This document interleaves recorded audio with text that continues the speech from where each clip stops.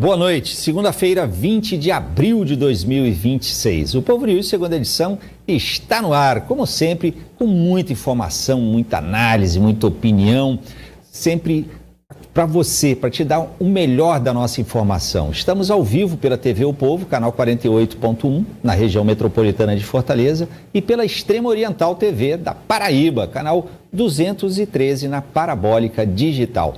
E nas redes sociais, em todo o Brasil, você nos acompanha pelo TikTok, Facebook, YouTube, Instagram. É sempre muito bom contar com a sua audiência. Muito obrigado pela companhia. O Povo News inicia com as últimas informações sobre a guerra no Oriente Médio. O presidente dos Estados Unidos, Donald Trump, ele afirmou que considera o cessar-fogo com o Irã válido apenas até a noite da próxima quarta-feira, no horário de Washington. Segundo ele, é altamente improvável que a trégua seja estendida, caso não haja um acordo. Com o prazo de 2 semanas, iniciado em 8 de abril, chegando ao fim, a tensão entre os dois países volta a crescer. O cenário se agravou após a Marinha dos Estados Unidos apreender um cargueiro iraniano. Em entrevista à agência Bloomberg, Trump disse que não pretende prorrogar o prazo. Também afirmou que não vai ser pressionado a fechar um acordo que considere desfavorável. Questionado sobre essa possibilidade de retomada dos combates, Trump declarou que, sem acordo, espera que o conflito volte a ocorrer. Nos últimos dias, o presidente tem apresentado posições diferentes sobre a extensão da trégua. O Irã afirmou que vai responder em breve à apreensão do navio e ainda não decidiu se vai participar da próxima rodada de negociações com os Estados Unidos, prevista para ocorrer no Paquistão. Olha aí. E uma delegação dos Estados Unidos deve chegar nesta segunda-feira ao Paquistão para mais uma rodada de negociações sobre a guerra com o Irã. Segundo o governo norte-americano, a comitiva será liderada pelo vice-presidente J.D. Vance. Uma autoridade iraniana afirmou à agência Reuters que Teherã avalia de forma positiva a participação nas negociações, mas ainda não tomou uma decisão final. Enquanto a diplomacia avança lentamente, o tráfego no Estreito de Hormuz segue quase paralisado. Segundo dados divulgados pela Reuters, apenas 3 embarcações cruzaram a região em um período de 12 horas. Um navio-tanque britânico carregado com petróleo russo deixou o Golfo. Outras 2 embarcações entraram na região, sendo um petroleiro químico e um navio de gás liquefeito de petróleo. As Forças Armadas dos Estados Unidos mantêm um bloqueio naval na entrada do Estreito de Hormuz. O Irã chegou a reabrir a via marítima, mas voltou a fechá-la. O presidente do Irã, Massoud Pezeshkian, ele declarou que a guerra não interessa a nenhum dos lados e destacou um clima de desconfiança. Segundo autoridades iranianas, pelo menos 3.375 pessoas morreram no conflito, que já dura 7 semanas. Pois bem, ainda sobre essa guerra no Oriente Médio, vamos receber Rodrigo Medina Zani, que é um analista internacional, chefe do Departamento de Relações Internacionais da Universidade Federal de São Paulo. Muito boa noite, professor. Obrigado pela sua participação aqui. Um prazer recebê-lo. Professor, essa ruptura do processo diplomático torna inevitável o retorno dos confrontos, correto? E aí, nesse caso, a maior probabilidade é de os combates recomeçarem no próprio Estreito de Hormuz, afetando ainda mais o mercado de energia? Sim, como temos dito já Não sei o seu som, professor. Se eu só pedir, acho que está faltando alguém ligar aí o microfone. Não sei se é do seu lado aí, só para a gente ligar e podermos te ouvir. Pronto? Vamos retomar? Não, ainda não. Vamos retomar já já o contato aqui com o professor Zani. Zani, vamos ver. Enquanto isso, eu pedi para você que nos acompanha aqui, olha, manda mensagem, pode participar da nossa enquete hoje. Estamos perguntando: cessar fogo no Oriente Médio deve acontecer ainda nesta semana? As opções são sim, segundo a expectativa de Trump; não, pois o Irã discorda dos Estados Unidos, talvez se os Estados Unidos flexibilizarem ações. Aqui tem um erro aqui, discorda, né? Seria o correto, dos Estados Unidos, tá bom? Deixa ali a sua opinião, manda seu chat aqui, manda sua opinião e aproveita, está no YouTube, aproveita e deixa o seu like também, tá bom? A sua curtida. Vamos lá, vamos retomar agora o contato com o professor Zani, Rodrigo Medina Zani. Pronto, agora vai, né, professor? Tudo certo? Então, me ouvem bem? Tá, sim, agora estamos ouvindo bem. Então, estava te perguntando ao senhor sobre essa probabilidade, se é inevitável essa retomada do conflito agora, né, se o processo de paz está paralisado e se a retomada dos confrontos se daria particularmente no Estreito de Hormuz mesmo, prejudicando ainda mais o mercado de petróleo. Diga lá, professor. Pois bem, como temos dito há algum tempo, o ponto de tensão maior, não só no que diz respeito à guerra entre Estados Unidos, Irã Estados Unidos e Israel contra o Irã, mas de todo o sistema mundial no tempo presente, é o Estreito de Hormuz. Temos que levar em consideração que a capacidade de defesa demonstrada pela arma iraniana diminui consideravelmente em termos de potencial de defesa para guarnecer o seu próprio território.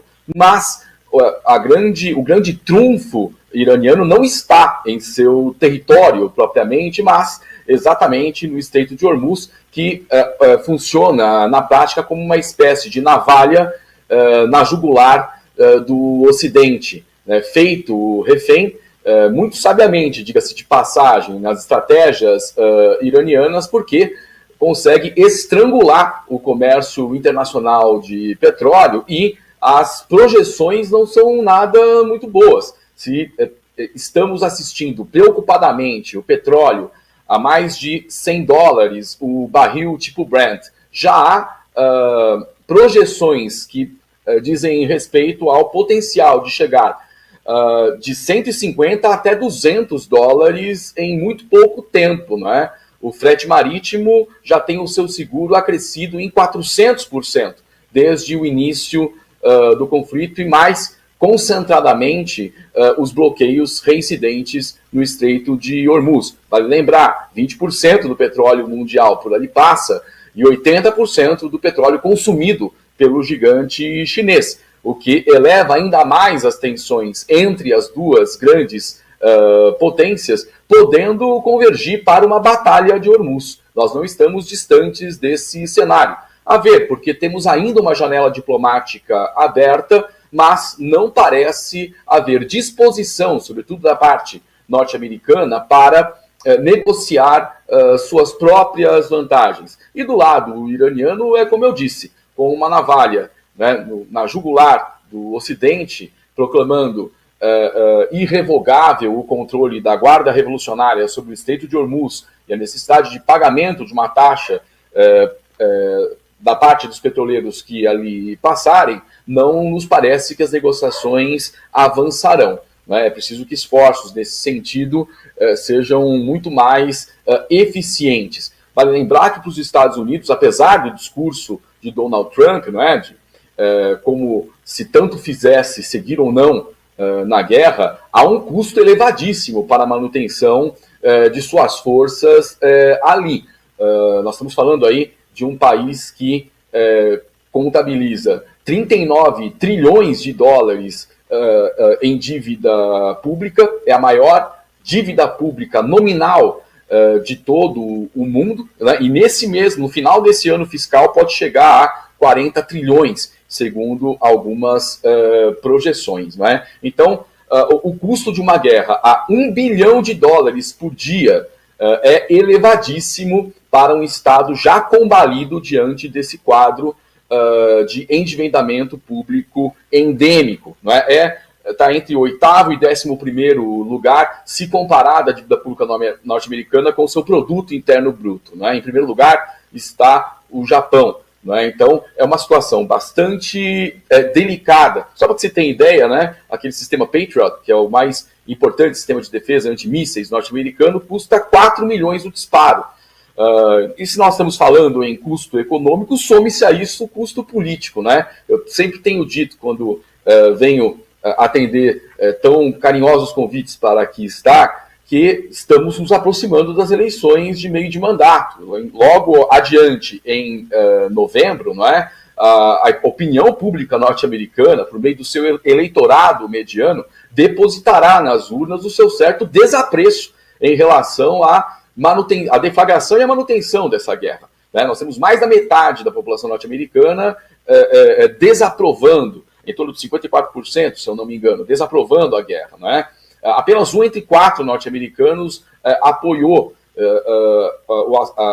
a execução do Ayatollah Ali Khamenei. Então, há desgaste econômico e desgaste político em pratos distintos de uma balança que não está nada em equilíbrio para a política externa norte-americana. E, professor, a captura desse cargueiro Tuska, né? Cargueiro iraniano, captura por parte dos Estados Unidos. E, além disso, esses ataques a petroleiros indianos e também o bloqueio do Golfo de Omã. Tudo isso afeta, me parece, diretamente também a Índia e a China, né? Esse cenário pode forçar uma mediação mais ativa de outros atores globais? Ou a mediação mais ativa, ou descambar de uma vez para o conflito. É importante frisar que a política externa norte-americana, não é, já desde há muito tempo tem trabalhado para afastar os dois gigantes, Índia e China. E em pouquíssimas semanas, na aurora do seu segundo mandato presidencial, quando deflagra uma guerra tributária contra o mundo, a gestão Donald Trump, absolutamente despreparada em termos de capacidade de cálculo, reaproxima os dois gigantes, não é? Com a pauta de superarem adversidades em razão do tarifaço, Índia e China passam a dialogar na seara diplomática como há muito tempo não se via. Não é? Vale lembrar que nós estamos falando de duas grandes fortalezas militares e que a questão do controle sobre o Estreito de Hormuz interessa diretamente a ambos, sobretudo a China. A China que, com os últimos acordos lavrados com Sri Lanka e Maldivas, logrou recompor toda a porção marítima da Rota da Seda. Portanto, isso diz respeito não só às demandas do maior mercado consumidor do planeta, né, o mercado chinês, mas a própria logística para circulação e expansão de capitais. A China tem advogado já desde há muito, né, para que esse empreendimento seja factível. Não nos parece que a China abnegará dos seus interesses ali no Estreito de Hormuz, tampouco permitirá que vantagens norte-americanas sejam auferidas pelo fluxo de embarcações que por ali passam. Vamos lembrar que os Estados Unidos não se valem tanto assim do petróleo tipo Brent, não é? Então a questão é muito mais geopolítica do que propriamente uma defesa direta dos interesses norte-americanos. Professor Zani, essa declaração de Donald Trump de que Israel não convenceu a ele, Donald Trump, a entrar na guerra, é uma tentativa clara assim, de distanciamento político em relação à guerra, se distanciando de Israel, é isso? Bom, desde as primeiras declarações da Casa Branca, não é? Solicitando como se fosse voz de comando que potências ocidentais enviassem esquadras de guerras para o Estreito de Hormuz a fim de apoiar as ações norte-americanas que forçosamente iriam liberar o Estreito, coisa que nunca aconteceu e tudo indica não acontecerá, já se percebe que o desgaste internacional da gestão Donald Trump não logra computar alianças para muito além daquelas que no circuito médio oriental já estão ali prestando apoio, sobretudo porque cediam bases ou norte-americanas ou da OTAN. Né? Então, mais claro ainda o desgaste dessa gestão frente à comunidade internacional, né, tendo já hostilizado absolutamente todos os Estados-membros da União Europeia e mais recentemente a OTAN, tudo indica que se retomada a guerra noutro patamar de violência e destruição, tudo indica que concentradamente a retomada do conflito ocorrerá em Hormuz. Temos aí, portanto, no horizonte a perspectiva de uma batalha naval de larga envergadura, não é? Não nos parece que outros atores, sobretudo ocidentais, irão compor forços nessa espécie de joint venture. Ah, certo. Professor, Zani, muito obrigado pela sua participação, prazer sempre recebê-lo aqui.